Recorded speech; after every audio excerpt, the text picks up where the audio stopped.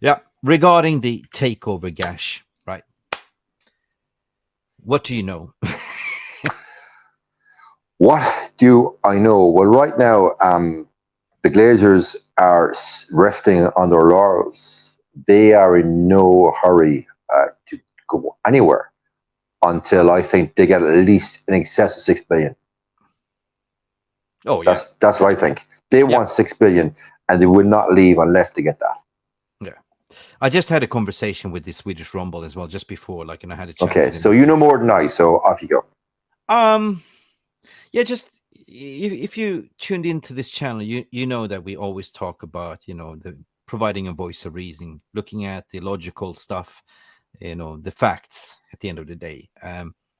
And it is been a ping pong match between the media. You have the sports journalists coming out to say, according to my sources are close to the sales process, and it's like that's a standard quote.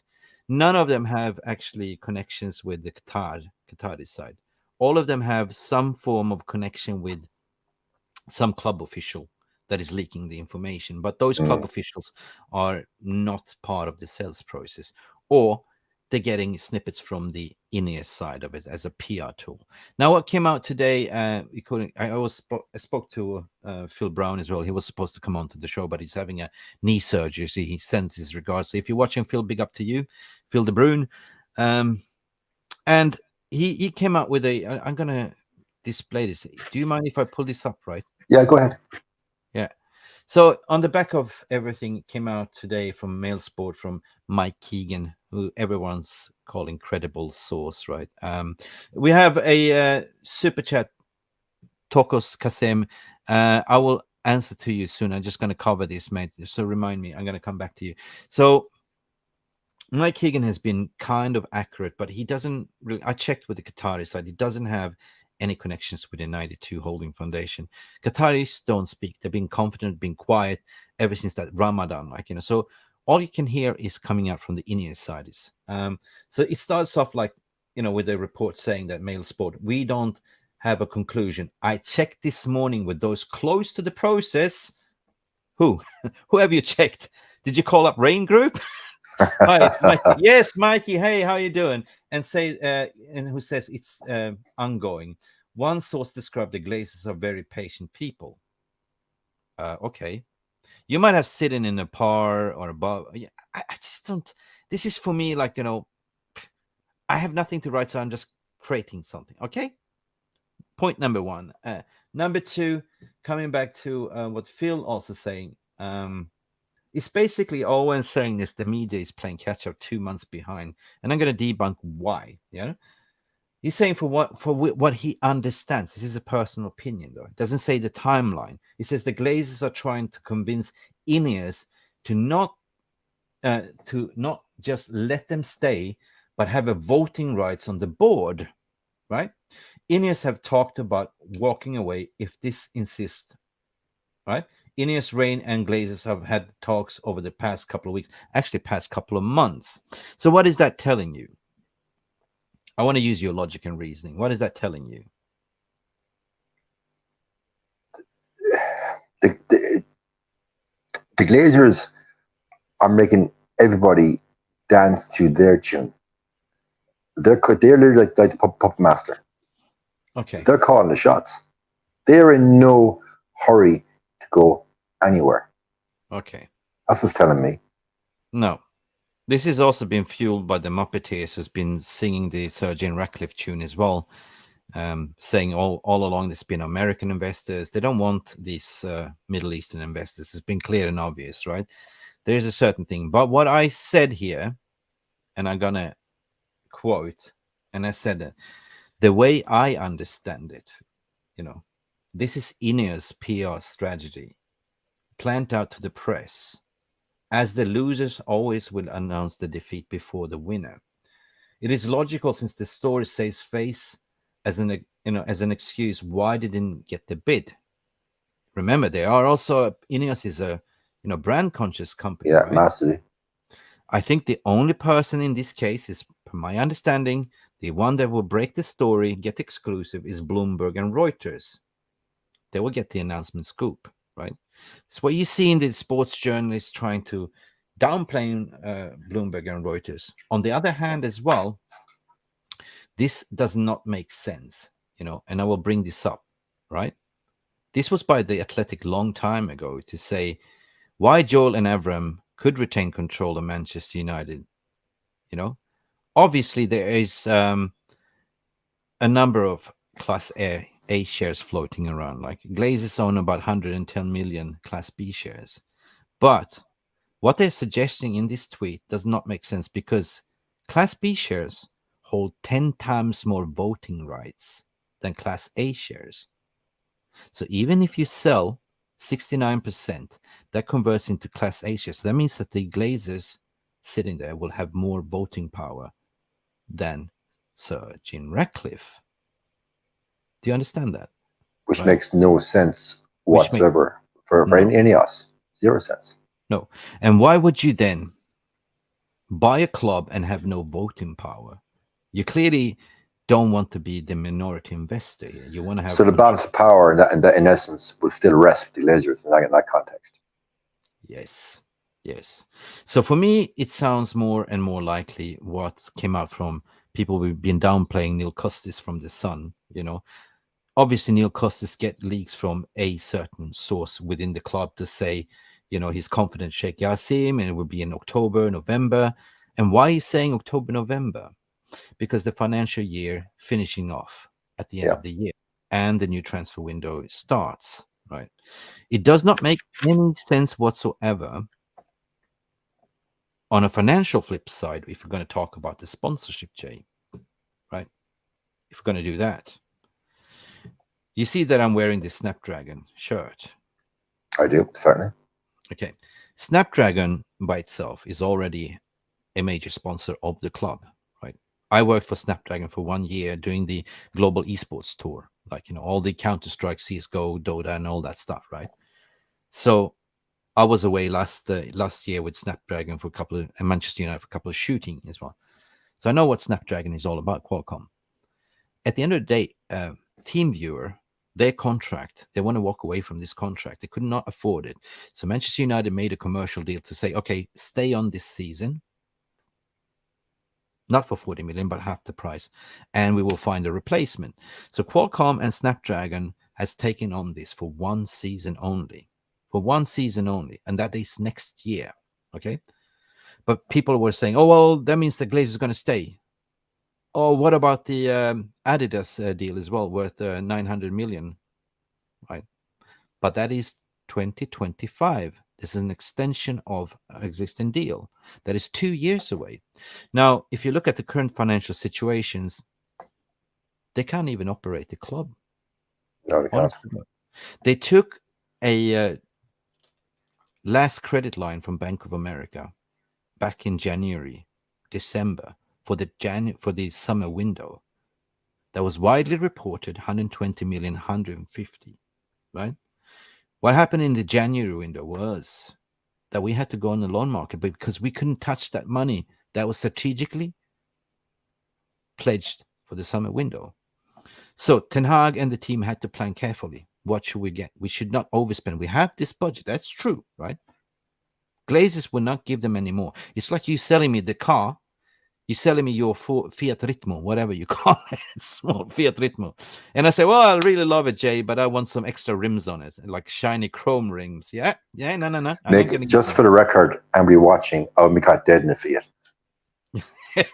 to be honest. But so evidence is pointing, factual evidence pointing that we have to finesse the deals, right? Ten Hag made a list. Murta was playing fetch. We know how incompetent he is. He's not a proper director of football, but he tries. He tried. I'm not going to defend him, right? The shambles. We appoint Matt Hargreaves as the chief negotiator, who is, by the way, from Adidas, right? The shirt sponsor deal that we just signed, right? Or extended for. So he was part of that negotiation as well. But here we go. Summer window played out. We got Mason Mount early. Nobody understood why did we get Mason Mount. We saw that Chelsea wanted silly money, 75 million. We got him around 50, 55 approximately, right? We saved money. Then we went to the market to grab, okay, we need to get rid of David De Gea, right? Because I want to play out from the back. We got Onana in negotiations, right? And then we got Rasmus Højlund. So the remaining window, we sold 22 academy players. 22. Kept 4 that we went out alone.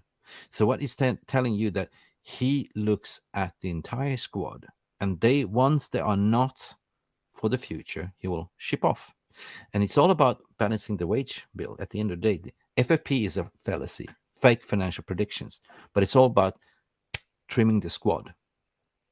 Are you with me? Yeah, I'm with you. Yeah. Yeah. So Well, this what about the window, VR room? Are they with you? yeah, I'm just talking. So this window was always about to get the outs out, the fire sale of 13 players, which turned out to be more than 20, right? When in history have you ever seen any gaffer do that and been Absolutely approved never, by never, never, never. and being approved by the Glazers? So at the end of the day, Glazers say, we don't care. Here's your kitty. Here's your 100. You do whatever you want. You finesse it. You do. We're not going to grant you any more money because we're selling the club. At the end of the day, they didn't want to sell Harry Maguire. Harry Maguire didn't want to leave. It wasn't them blocking. It was Harry Maguire that blocked it, right? And Scott McTominay, remember, he would Yeah. go to Fulham. Scott McTominay was not enough time to go to Fulham. Yeah. Scott McTominay fell down to Paulinho, and the deal fell through Bayern. Paulinho went there for a medical and everything. He had everything sorted out, while Fulham was trying to negotiate with Manchester United, but didn't have enough time. So they basically had to retract Paulinho and kept Scotty, right? So at the end of the day, it comes down to they cannot afford to run the club. They're himself in crisis, to be honest. Buccaneers are owned over $300 million as well. It's all been leveraged as well by Michael Glazers as well. We are in the biggest financial crisis since 2018. Recessions, credit crisis. Bank of America will not give them more loan. They are over 1 billion in debt. So it comes to time where you have to repay the bond. And Bank of America set a I time. was just going to say, Mick, when the chickens come to roost, the Glazers have no other option but to sell. They don't. Yeah. They don't. So whatever the media is spinning, you just always have to look at the finances. Tell me if there is any now you see me, now you don't, some magical Houdini act that comes up. Poof, somebody's going to give them 6 billion. Logically speaking, one thing that Glazers knows, it's money, right? And not to communicate, to keep silence. By keeping silent creates more attention, creates more confusion, creates more clicks, creates more money in social media interaction. That's always been the recipe. That's my opinion, though, right? But at the end of the day, if somebody comes to say, this is a very smart idea, business idea, if somebody comes and say to you, hey, I will clear the 1 billion debt that you've been racking up. You've been partying, you've been drinking VIP, Grey Goose champagnes and all that. You've been splashing out the cash on credit card, but I'm going to solve that. I'm going to clear all that restaurant bills that you've been creating for the past 18 years. Plus, each and every you that was partying at this table, 6 of you, get 1 billion each to walk away. Do you say, clearly, honest to God, do you say that I want more? No, I would say thank you for clearing Bite my their hand debt. off. Yeah, of course. Yeah, thank you for clearing my debt. And 6 billion, it's overvaluation of the club. We would take that, and each of everyone will invest in our own ventures. Thank you so much. So what I'm saying at the end of the day, it's been a patience game. Like, if you know that Qatar, they can afford to buy a Ferrari, right? They can. So can Sir Jim Ratcliffe. He can also afford to buy that red Ferrari, but he cannot afford to fuel it and drive it in the long run. But on the Very other good hand, analogy. Qatar can buy that Ferrari and they own a freaking petrol station. Right? So I was in a debate today and it's like, what if Ineos wins? Well, we just have to back it, because if that offer came 1 year ago, everyone would jump on that. Everyone would say, yes, take it. But since the manifestos has come out, it's clear and obvious that that 92 Holding Foundation, they only want to do the best in class, right? Whenever Qatar goes in, they go big, right? They put the best in class people. Take City as an example how the well all run the structure is. They only appoint the best in class and they will win at all costs. I'm saying that Chidi's been inflating and cheating a bit because they don't have any fans. So, but we don't have to worry about that because Manchester United as a club is profitable enough to live on our own revenues. All we need is somebody to come in and clear the debt, invest in the infrastructure, in the women's team, and changes will not happen over one night, Jay. Even if you have new owners coming in, you still have to do a cultural shift. You have to sack everyone aboard Eric Ten Hag or assess everyone who is not part of the just clean house with the old Woodward era, like, and just appoint the right people, and that's going to take time. So it is the long game. I can agree, it's a long game, but Rome wasn't built in one day, Jay and people. But when it was built, it was beautiful, it was cultivated, and it was a winning powerhouse. That's what I wanted to say. I want to go back to your super chat. Any comments, Jay, what I just said? Does it make logic and sense? Yeah, I think that's probably one of the best sum ups a situation I've actually heard. I think it's very, very clear. I like to see a thought process. I love the analogy that Radcliffe can buy a Ferrari, no problem, nothing. But Qataris, they can buy 10 Ferraris and they have the petrol station. I love that. Yeah. It really puts it on the context. Because if Qatar comes out in public to say, we announced we are going to bid for Manchester United, they're not going to lose. They're going to overbid. Because they cannot lose face. They cannot. Yeah. So. And for them to take debt is haram according to Islamic banking. There's no interest, there's no debt. So basically, if you're going to take over the club, it's going to be debt-free. It's going to only be run on profits. So if you ask me, if Ineos wins this bid, you can only take how they run Nice as an example and rest on your laurels. That's been a shit show. Yeah. Point number two, why I see this as debunking what the media is saying here as well, because you got to remember the legal action challenge from the Class B minority shareholders as well, because they want to cash out as well. So they don't really like what Ineos is doing here, basically. That means that they're leaving the minority Class A shareholders like Lindsay Train, Boeing Group, Arias, and all that stuff out of the dark, right? That's the thing. It's been clearly reported that they are threatening to sue. Complications of this deal is because of Ineos, right? So what I'm seeing here right now, reading between the lines, is basically a concession to say, I'm going to leak out to this press, right? To say that this is the way it went down, because we want to save face at the end of the day. We are not cash rich. If you look into the history of Ineos, sure, they hold a lot of companies, but they're not cash rich. They're asset rich, right? So for you to come in to say, if you're Joe Glazer, I come to you, Jay, and say, listen, I cannot afford to buy you right now. I want your Ferrari, but I'm willing to put you a down payment of 2 billion, roughly here. But in 3 years' time, I might pay you the rest. But it's all depending how the market is going. Now, for them thinking, well, hang on a second, why should I sit in your hands right now? What if the stock market is not performing? Because this deal only works if the stock price is high. But if it's trading on 18, 19, they lose out. It's high risk, high reward. Yep. So it depends then, are the Glazers risk averse or risk takers? Yeah. So if you compare, yeah, it's true. If you compare the current situation, what they're sitting in, they're stint, they're broke, they need money, or should we take a punt to say maybe within 3 years? By then we will be freaking bankrupt. So that's why I want to sort of apply a cool and composed, yeah, of course, sort of thing to calm down people. I've been saying it for quite a while, because the elephant in the room is not the Glazers that's spinning you dizzy. It's actually the media that's spinning you dizzy, right? Because one day they're saying it's on, one day they're saying it's off, and they keep going backwards and forwards. Because basically, Mick, the English media do not want Qataris taking over.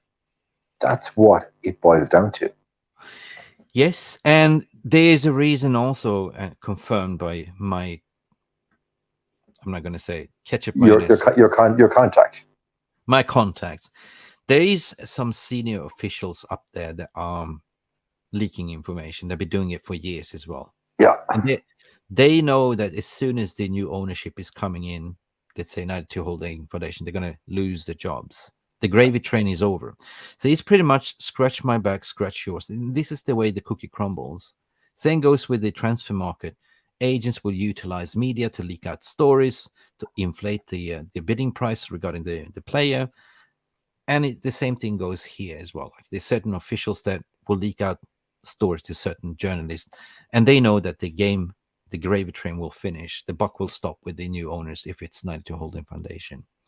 But on the other hand, if it's these so-called his ours British who lives actually in exile, he doesn't live there, and has a company that's also registered in Isle of Man tax-free.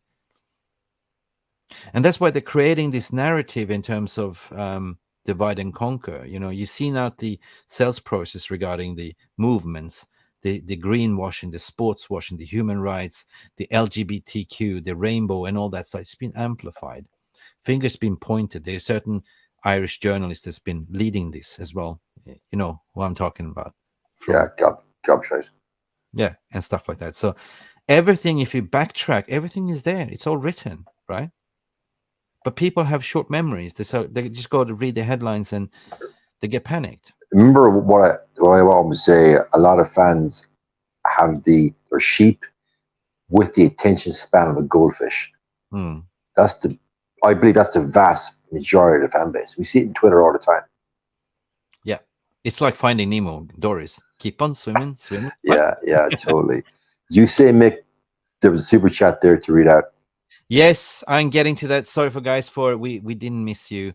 Hang on a second. Super chat, super chat, super chat. Super chat. And finishing off that note, thank you. We've been talking, and sorry, we didn't forget you people. I'm going to start with Tox Kazim. This is like an Arsenal deflated balloon at the end of the season. Can EPL or the UK government force the Glazers to sell? Because it's obvious the Glazers are holding Manchester United as a ransom. I leave this to you, Jay. What do you reckon? They can certainly not, but they can influence. Governments are definitely involved in certain decisions. If you look at, well, look at what happened with Chelsea. If the political will was actually there politically, then I would say yes. Good question. What happened to Chelsea and who actually got the money from the sales? Basically, Abramovich was sanctioned and stripped out. Yeah. So they robbed this club. Now but we know we know that was geopolitical for the proxy war in Ukraine, which we're not even going to get into. No, we're not going to talk that's about. a whole other story. I don't want to be censored, but I'm saying, all I'm posing the question: where did that money go? Okay. If you own that Ferrari, Jay, and somebody just comes and steals it for you, and they sell that Ferrari, who gets the money? Certainly not you. Oh, absolutely not. So I'm interested to understand who got that money at the end of the day. How much did they sell it for? 2.4 million, 2.7? Thereabouts. Okay. Interesting question. Anyway, Nigel Finn, big up to you. Thank you for your donation, super chat. Hi, Mick and Jay. A bit of coincidence that Sir Jim Radcliffe starts leaking info now about Glazers wanted to have voting rights if they chose Ineos, and he will walk away as he will be absolutely not accept this. He said that as well, Jay. Sorry, I'm a little bit dyslexic. Jay, can you read this out for me? Okay. Hi, Mick and Jay. A bit of a coincidence that Sir Jim starts leaking the info now about the Glazers wanting to have voting rights if they choose Ineos, and he will walk away as he will have absolutely not accept this. Nor Mick, nor should he. It's like as Mick, go back to Mick's analogy with the Ferrari. It's like I sell Mick my Ferrari on the pretext of that I get it Friday, Saturday, Sunday. Yeah. I mean, I just go back to his public interviews and say that he's owning Ineos with two other mates, and their dream is always to own a Premier League club. He bid it for Chelsea. It's good in what he said. He came late. That's how he got in contact with Ineos. Right? That's why he came in late.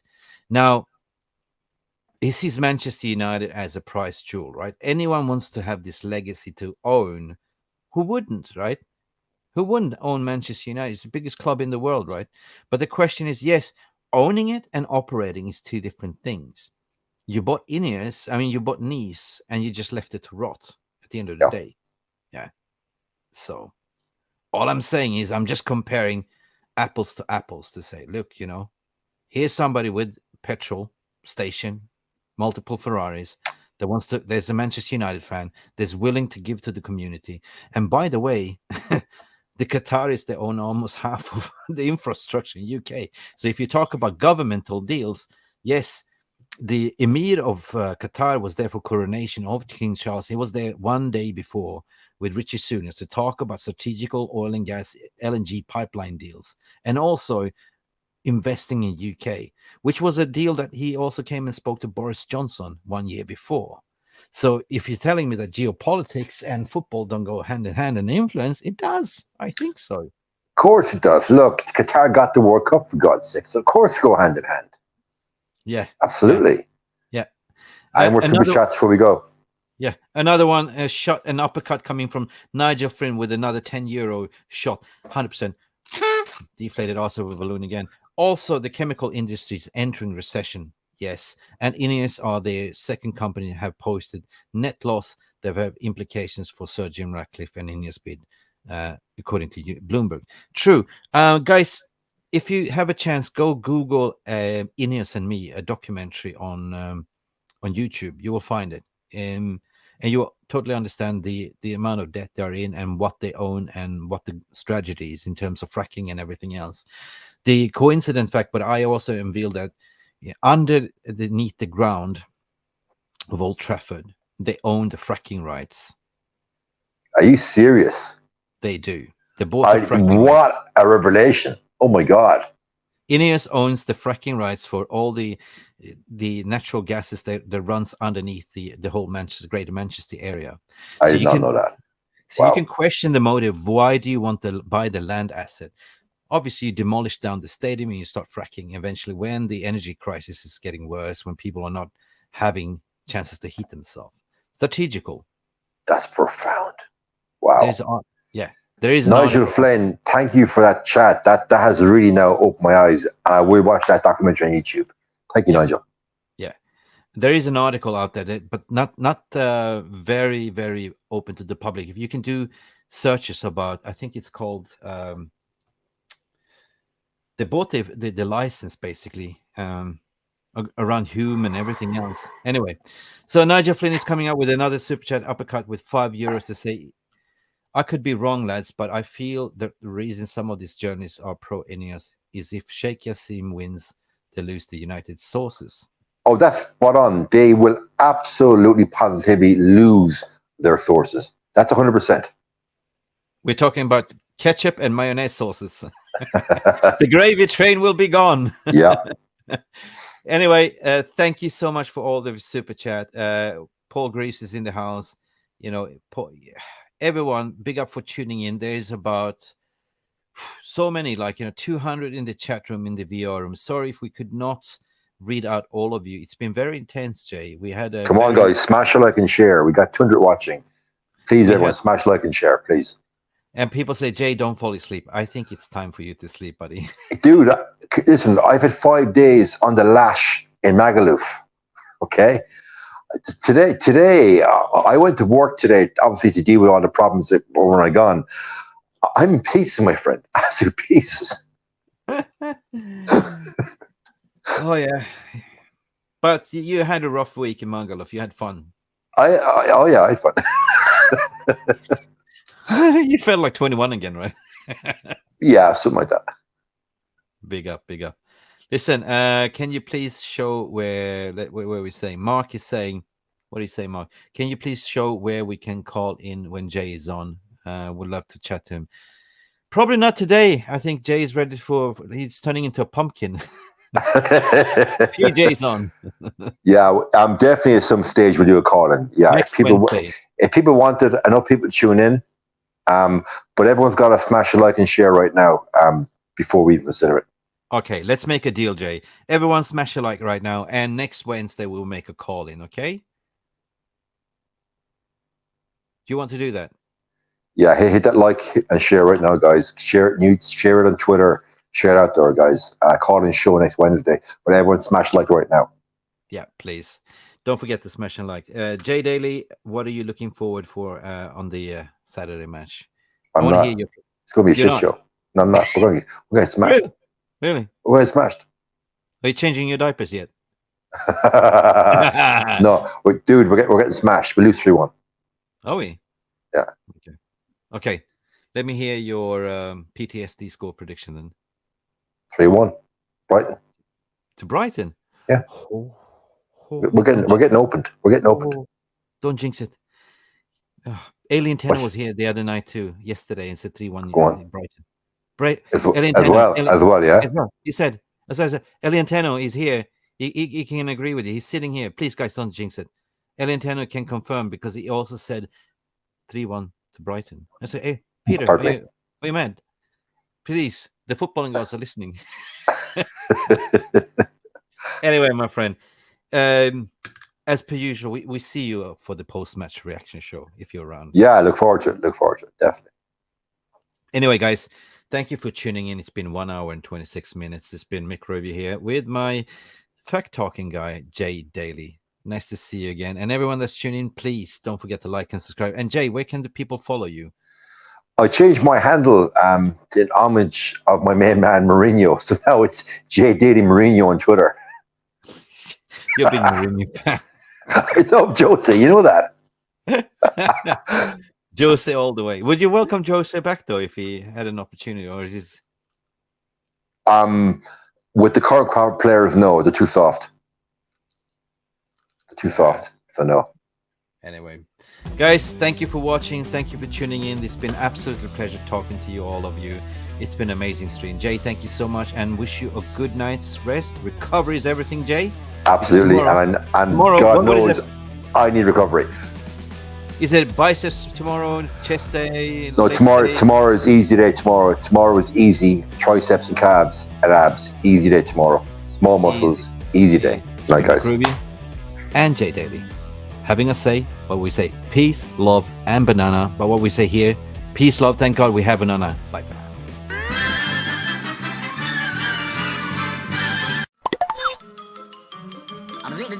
That's all, folks. Thank you so much for stopping by and watching MUFC Realist TV. Don't forget to like and subscribe and follow us on the socials.